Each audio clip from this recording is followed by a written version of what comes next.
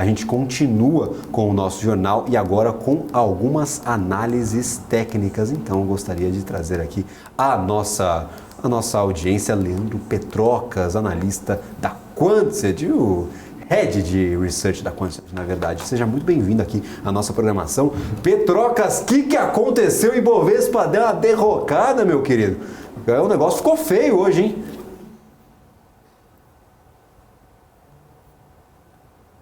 Acho que o áudio está desligado, Leandro. A gente está sem o seu áudio, Leandro. Não está conseguindo. Agora foi? Maravilha. Agora está ótimo. Melhor impossível. Então vamos começar de novo, né? Primeiro, boa tarde a vocês, boa tarde a todos que nos acompanham da BNC. Obrigado pelo convite, sempre um prazer estar aqui com vocês. Eu criei um termo que eu costumo dizer que a famosa chabugada, né? Aquele dia que o mercado realmente cai bastante, né? O Ibovespa fechou com 2,30 de queda, perdeu 100 mil pontos, então seguimos ladeira abaixo em tendência de baixa aqui no Ibovespa até que haja um sinal de reversão, algo que infelizmente ainda não apareceu, né?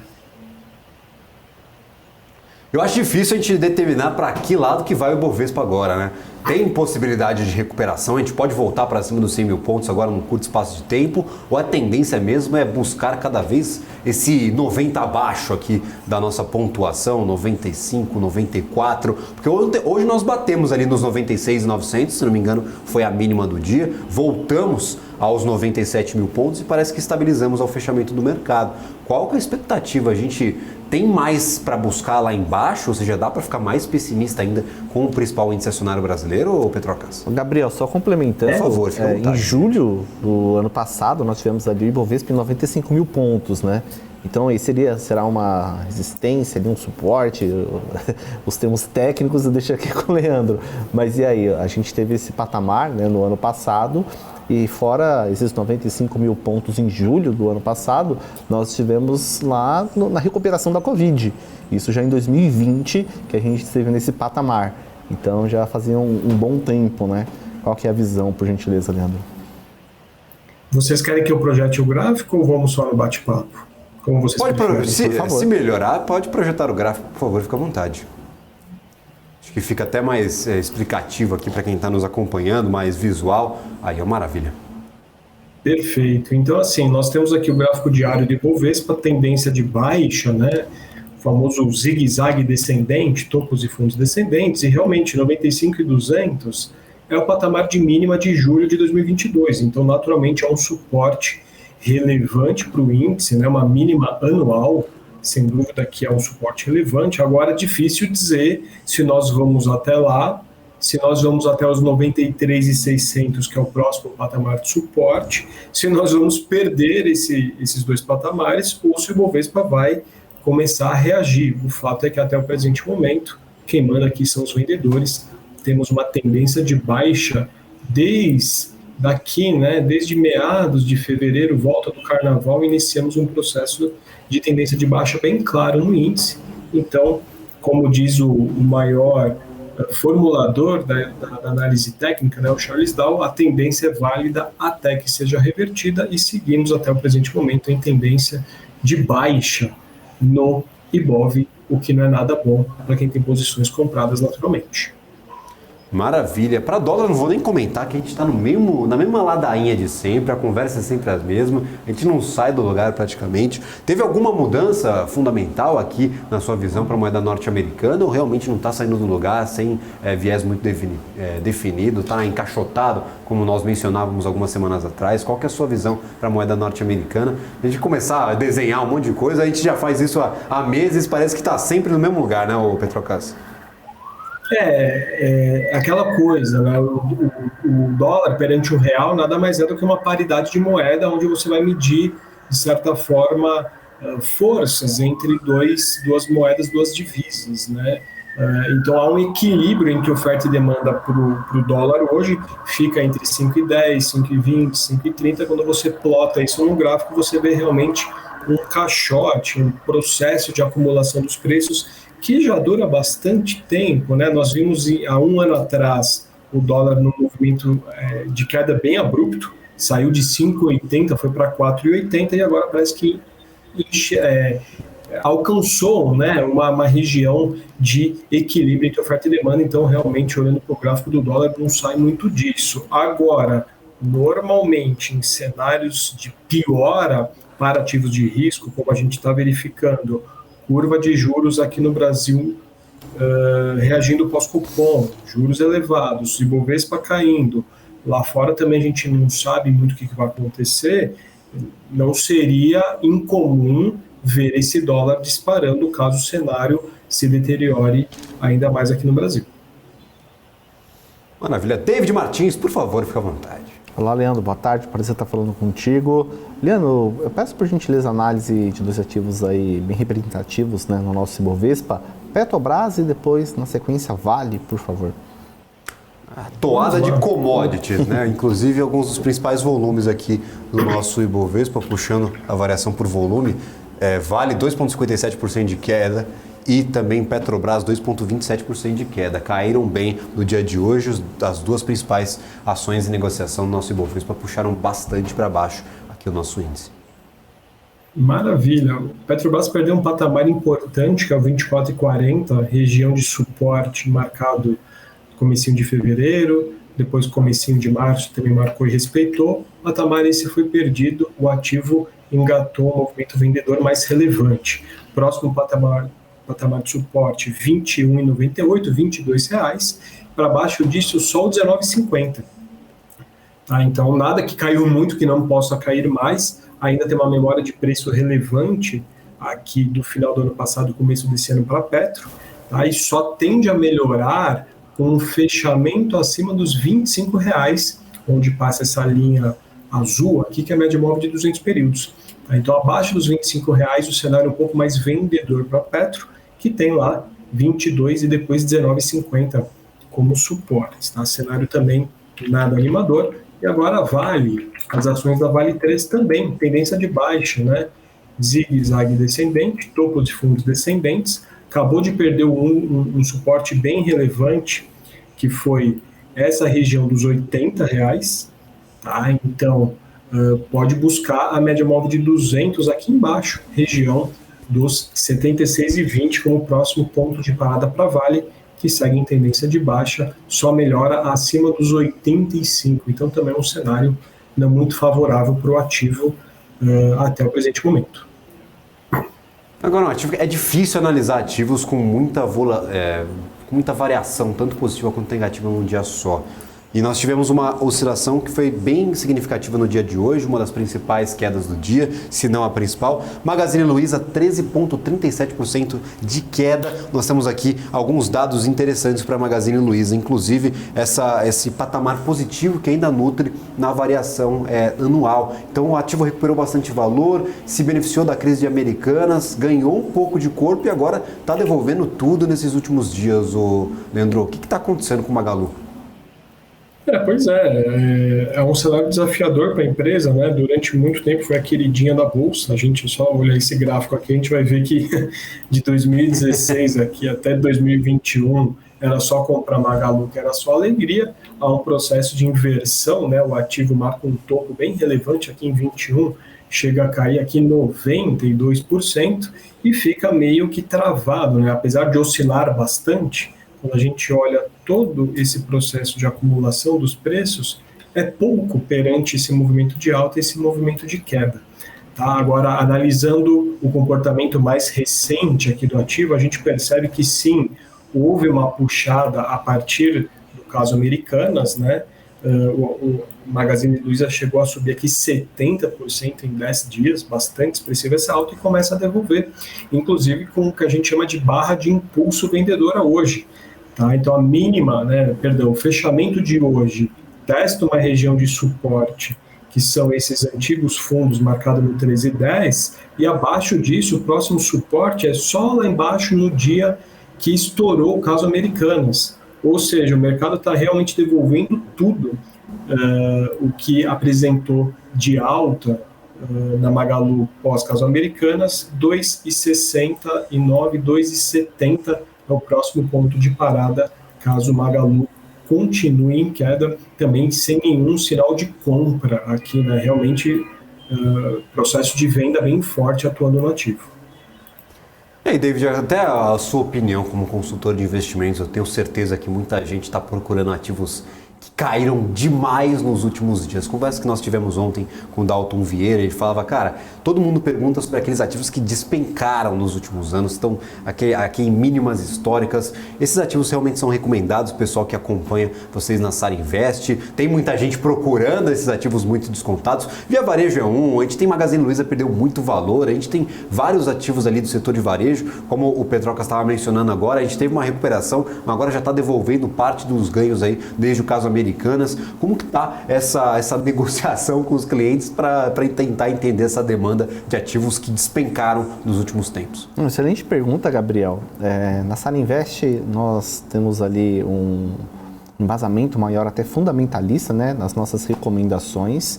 Então, além de olhar, claro, o preço, a gente analisa também essa questão de queda percentual, mas a gente conversa muito e analisa a perspectiva dentro do segmento, de acordo com os dados ali financeiros da empresa, para ver se houve alguma mudança, né, de fundamento para que a gente mantenha uma recomendação ou não. Em termos de clientes, assim, sempre buscam, né? Eles acabam sempre ligando também, questionando bastante aí sobre esses ativos que tiveram ali uma queda acentuada para ver se faz sentido alocar um recurso. E aí nós temos dentro da equipe um analista técnico que eu sempre faço o trabalho complementar ali com ele para verificar esses pontos de entrada e saída dos ativos. E até já aproveitando já e trazendo aqui o Leandro novamente para a conversa. Leandro, neste caso de Magalu, até que a gente consegue verificar que a queda, ela não teve assim um gap, né? Ela foi caindo no decorrer do dia, foi ampliando ali a queda. Então o investidor que colocou ali, de acordo com a estratégia, um stop loss, ou até mesmo um stop gain, dependendo do ponto de entrada, né? Ele saiu do papel e tudo bem. Mas qual que seria uma recomendação para esses ativos que já abrem já num gap gigantesco, né? E aí como que o investidor ele pode aí se precaver dessa oscilação, aí, de toda essa volatilidade no mercado nessas situações? Perfeito. Bom, você não tem como agir em relação ao comportamento de um ativo. Se ele abriu gapado, vide o fatídico caso do Joesley Day lá em 2017, né? Teve ações que abriram caindo 30%, 40%, então você não vai conseguir, de certa forma, mitigar esse tipo de risco, porque ele não está na alçada do investidor. Agora, escolher bem as ações, um sizing, né, ou seja, o quanto do seu portfólio está alocado naquela empresa especificamente, para caso aconteça um gap, pule o seu stop, né? Então era para você sair perdendo, por exemplo, 10% numa posição e eventualmente abrir um gap de 20%, você vai perder 10% a mais. Então, se você estiver muito alocado num único ativo, muito concentrado, isso não tem muito como escapar, vai machucar no bolso. E também dá para você ficar comprando proteções naturalmente, ou seja, opções de venda, não só de um ativo específico, como propriamente do índice também, para proteger sua carteira. Agora, você estabeleceu que você poderia perder 10%. O ativo abriu caindo 20%, já acionou seu stop, você precisa liquidar a sua operação, porque muitas das vezes a chance que você tem de sair é naquele momento. Senão você sai de uma posição técnica de atuação no mercado e você vira um torcedor, rezando para o papai do céu para aquele ativo voltar. E se ele não voltar, o que você vai fazer, né? Então, na minha concepção de risco, quando acontece um gap de uma posição que você tem um stop definido, você precisa zerar imediatamente, lembrando sempre de fazer a lição de casa, de não concentrar muito da sua carteira no único nome, porque um evento como esse pode levar bastante do seu patrimônio. Maravilha. O Helder tá pedindo para olhar o chat. Calma, Helder. Tô de olho aqui nos seus pedidos, no pedido de todo mundo. Tem gente perguntando se tem algum ativo com um vislumbre de movimento positivo, mas daqui a pouco eu falo sobre um desses ativos. E eu queria trazer essa oscilação também para a Braskem. Braskem divulgou os seus resultados, reverteu o lucro em prejuízo, mais de 1 bilhão de prejuízo, EBITDA negativo, está queimando caixa, o ativo, neste momento aqui, ó, o mercado já fechado, já encerrado, mas em oscilação de aftermarket. 4,91% de queda, R$ 16,64. Há alguma perspectiva positiva para a Braskem? Porque neste comecinho de ano nós tivemos um movimento bem negativo para o ativo, Leandro. Vamos para o gráfico? Vamos pro gráfico, agora é a hora do gráfico, né? A gente aproveita essa Vamos lá. que é uma ferramenta muito importante para a gente tomar as decisões de investimento. Pois é, aquele investidor que gosta de olhar gráfico e seguir tendência, faz tempo que o ativo Braskem está em tendência de baixa, né? Vem numa sequência de topos e fundos descendentes, médias apontando para baixo. Então, ainda que esse resultado divulgado hoje tenha sido ruim, o price action, ou seja, a atuação dos investidores refletido no preço do ativo, também já não estava lá essas coisas. Uma tendência de baixa muito clara, muito bem desenhada, e agora o papel cai naquilo que a gente chama de vazio gráfico, ou seja, sem regiões de memória de preço, sem suportes relevantes, sem liquidez no histórico do gráfico, que é bem ruim, bem complexo, bem complicado. Então, nada que caiu muito que não possa cair mais. Tá? Tem uma memória de preço lá no meio do Covid no 13,80. Tá? Ou seja, nós voltaríamos lá para o caos do Covid aqui em abril, março de 2020 para achar um possível ponto de suporte para o ativo que, como você bem disse, soltou resultado. O mercado já não vinha gostando do ativo, vendeu mais ainda hoje, deixou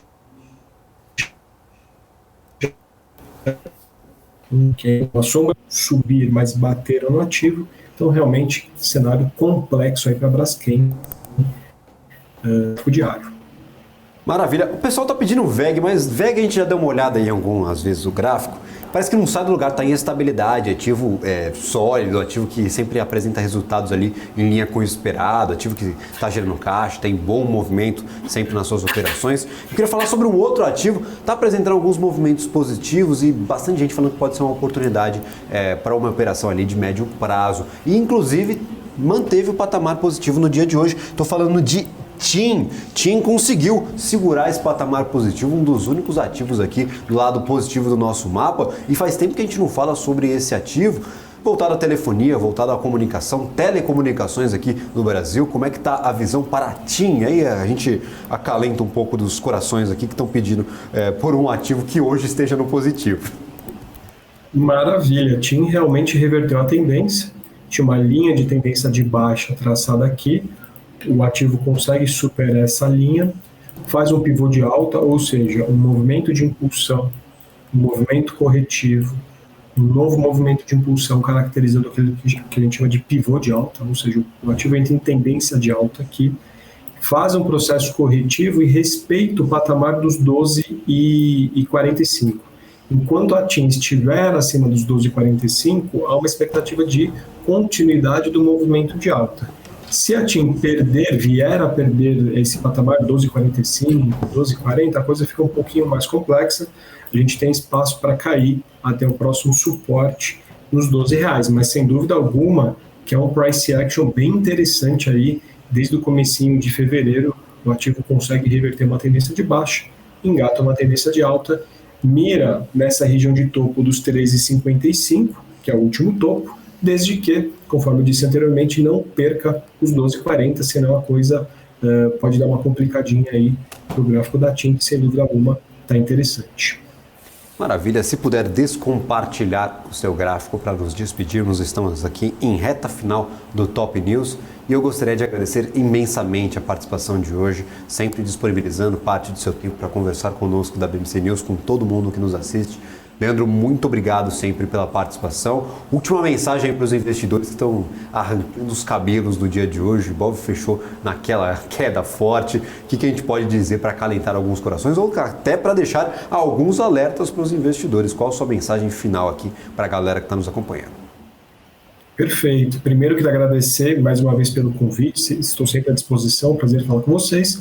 Bom, e o recado é que o investidor sempre faça revisões da sua carteira. Faça um balanceamento entre renda fixa, renda variável, cuidado com a alavancagem, cuidado com concentração em um único nome. Quem estava comprado em Americanas antes daquela queda perdeu um valor muito grande do seu patrimônio. Tá? Então, entender o mundo dos investimentos como uma maratona, algo que vai realmente ser longo, demorado, haverão tropeços no caminho. Se você cair, se machucar, quebrar a perna e não conseguir mais correr, acabar a maratona para você. Não é aquilo que a gente quer.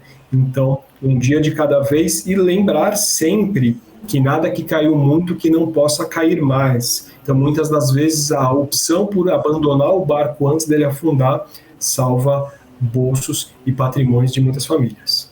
Maravilha. Às vezes não é nem uma faca caindo, é uma serra elétrica vindo direto do céu a 100 metros de distância. Então pode te machucar e feio. Então saber o momento ali de abandonar alguma posição também é fundamental para um bom investidor. Leandro Petroca, seja sempre muito bem-vindo aqui na nossa programação. Muito obrigado mesmo pela participação.